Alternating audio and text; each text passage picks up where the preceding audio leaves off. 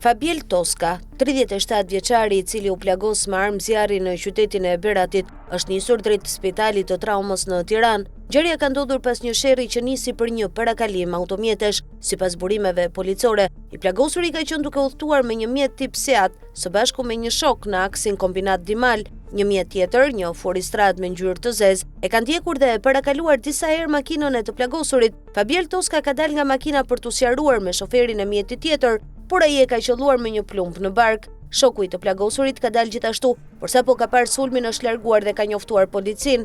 Burimet konfirmojnë se viktima dhe shoferi i mjetit tjetër nuk kanë patur njohje të mëparshme mes tyre, një fakt që është konfirmuar edhe gjatë deklaratave përpara inspektorëve të krimeve në DVP-n Berat. Fabiel Toska, banues në lagjen Çlirim, është transportuar fillimisht në Spitalin Rajonal Berat dhe më pas në Spitalin e Traumës, ku ndodhet në gjendje të rëndë. Grupi hetimor në drejtimin e prokurorisë vion punën intensive për zbardhjen e rrethanave të ngjarjes, sigurimin e provave dhe identifikimin e autorit apo autorëve.